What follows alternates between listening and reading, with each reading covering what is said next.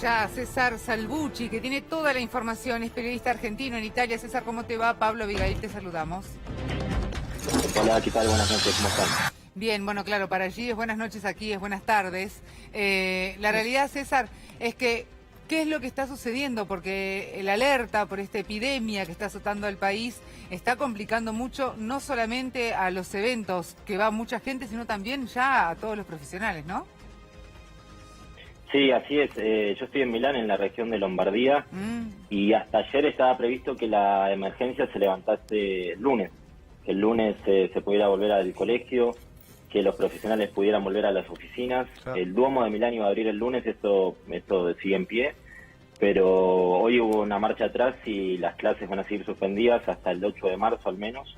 Ajá. Y lo mismo harán los profesionales, eso dependerá de cada empresa, pero el foco estaba puesto en si volvían o no los chicos a las clases, que es lo que mantiene preocupados más que nada a las familias italianas, que no tienen que hacer con los niños. Ahora, César, ellos consideran, o las autoridades sanitarias, consideran que una semana más sería el plazo ideal para ver si en realidad se termina con este contagio, que ya en una semana más pueden terminar para la propagación de esta enfermedad, ¿o eso no está seguro todavía?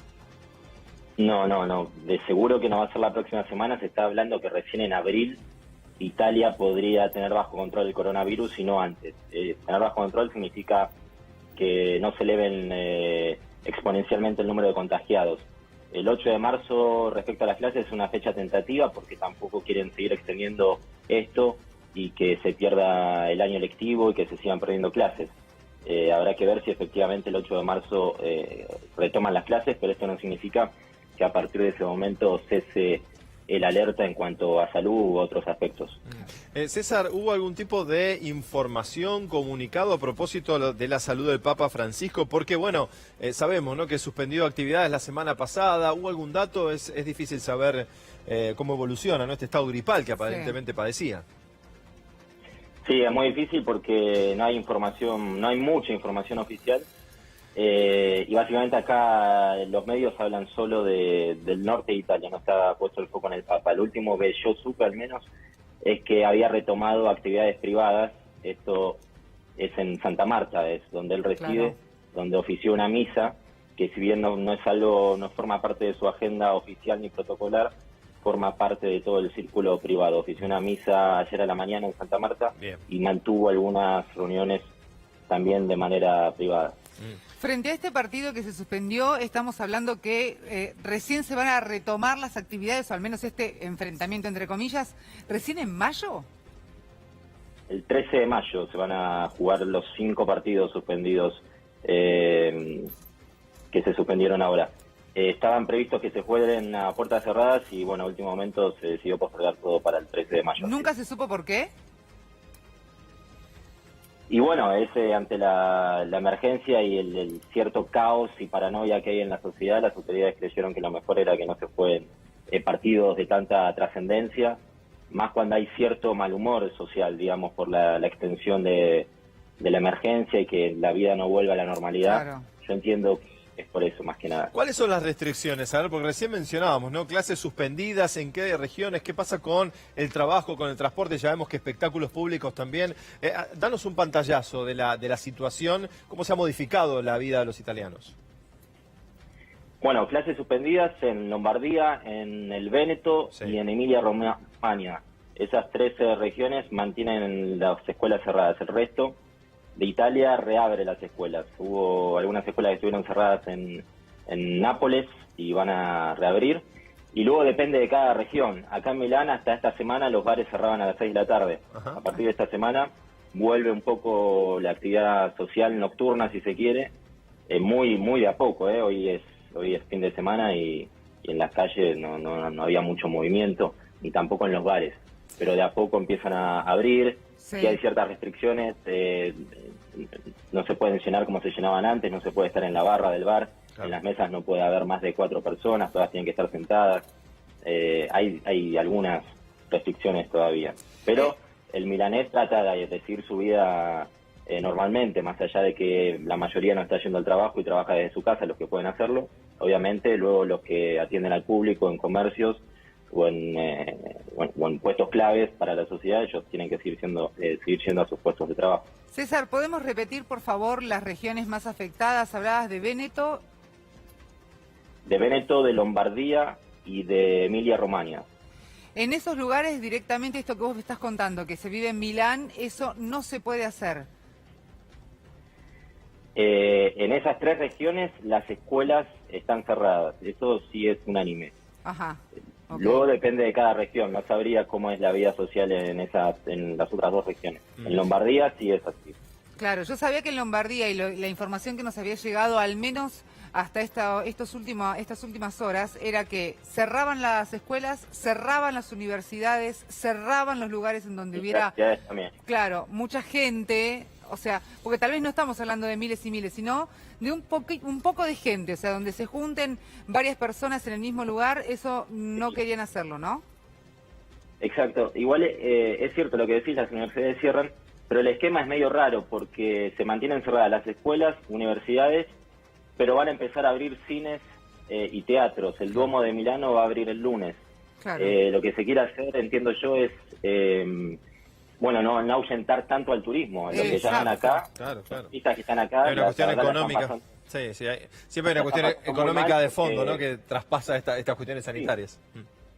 Es que Italia se dio cuenta estos días de que el impacto más allá de la salud van a sufrir un gran impacto económico a largo plazo, más allá que en un mes, en 2 se termina la emergencia. Hoy el mundo habla de Italia como el foco del coronavirus en Europa. En Europa, claro. Entonces tienen... César, sí. ¿Por qué Italia, ¿no? Con este foco tan importante, si es que se ha hecho algún tipo de análisis por parte de las autoridades, el periodismo, ¿por qué se ha transformado en el epicentro del coronavirus en Europa? Y se han podido rastrear de dónde han llegado estos casos que se han propagado de esta manera. A ver, la opinión más generalizada y que yo comparto, la que tienen todos los milaneses, incluso desde el gobierno un poco off the record, es que en Italia se detectan muchísimos casos, estamos hablando de más de 1000, hoy se confirmaron más de 1000 casos, básicamente porque Italia tiene un gran sistema de control sanitario, esto es lo que dicen las autoridades. Bien. Nosotros sabemos controlar y por eso detectamos. Hay otros países en Europa que ya tienen el coronavirus, pero que no controlan, no lo detectan. Entonces, acá es muy popular la frase, el que no tiene termómetro no tiene fiebre. Claro. Italia dice, el coronavirus está instalado en toda Europa, y yo me atrevo a decir esto, corre por mi cuenta, que está instalado en América Latina, ya hay casos en Ecuador, en Brasil, y creo que los estados, a partir de lo que pasó en Europa, van a empezar a trabajar no tanto en contener el coronavirus, que ya parece algo imposible, la OMS lo dice muy tímidamente, pero lo dice... prepárense porque esto va a llegar a todo el mundo. Creo que los estados a partir de ahora van a empezar a tomar el tema desde la información de cómo prevenirlo, de cuáles son los síntomas, de cuáles son las consecuencias. El gobierno está haciendo mucho hincapié de que esta no es una enfermedad mortal, si uno no es anciano ni tiene ninguna enfermedad previa. Claro. Yo creo que a partir del ejemplo de Italia, que sufrió bastante, los estados van a tomar esa nueva perspectiva. Y en cuanto a la prevención, lo que suele ocurrir, está pasando en otros países, los barbijos, ¿no? Que no se consiguen, el alcohol en gel, todas estas cuestiones que empiezan a complicarse, ¿no? Estos insumos que son poco buscados y ahora suben el precio y no se los encuentra. ¿Qué está pasando? Sí, es así, pero sabes que acá en Milán uno camina y no hay nadie con barbijos. Claro. Pero por las dudas más allá de los turistas. Claro. Yo por las dudas lo tengo. Claro. Lo tengo. Por supuesto en casa no lo uso. Si voy a caminar y no voy a hablar con nadie, no lo uso. Cuando no lo uso uno siente cierta paranoia, te voy a ser sincero. Claro. Pero la propia OMS recomienda no usarlo. Dice que solo lo tienen que usar aquellas personas con síntomas o enfermas, lo cual es lógico, para no contagiar. Y por otro lado, por un tema de sustentabilidad, estamos gastando cientos de miles de barbijos con un daño ambiental terrible. Acá en Milán, el gobierno también dice que no hay que usar barbijos si uno no tiene síntomas, y acá en Milán nadie está usando, que es muy difícil encontrar a alguien con barbijo. En cuanto, por ejemplo, vos que estás ahí en Milán, ¿dan a conocer un protocolo de lo que tiene que hacer la gente, de si estás en algún lugar con alguien que por ahí tiene algún resfrío o tos, más allá de que no sea el coronavirus, tengan un comportamiento especial o de determinada forma o no? Se lanzó una campaña muy fuerte desde el Ministerio de Salud. Hay un número activo que es el 1500, que uno puede llamar ahí para consultar lo que sea o para decir tengo un síntoma sospechoso. Y luego sí hay una campaña en los medios, desde el gobierno, una campaña oficial donde se dan todas las recomendaciones que más o menos ya sabemos todos: lavarse muy seguido las manos con agua y jabón, principalmente si uno está dentro de casa. Claro. Y si uno está afuera, utilizar alcohol en gel. Hay muchos bares que a la entrada tienen un dispenser grande para todos sus clientes. Luego, por supuesto, si uno tose o estornuda, taparse con el codo y evitar lugares con mucha gente. Claro. Teniendo en cuenta el tema económico al cual hacías referencia y lo importante que es el turismo, ¿no? Para Italia, para Milán, para Roma, bueno, para todo, ¿no? Para todo el país. ¿Hay algún tipo de medida por parte del gobierno, las empresas de aerotransporte para tratar de financiar o tratar de, si hay que hacer una reprogramación de un pasaje, no cobrar alguna multa, algún tipo de ayuda económica? Porque aquí, por ejemplo, eso está sucediendo, pero no todas las aerolíneas lo hacen de la misma manera. Es una forma de seguir incentivando el turismo que obviamente se va a ver resentido.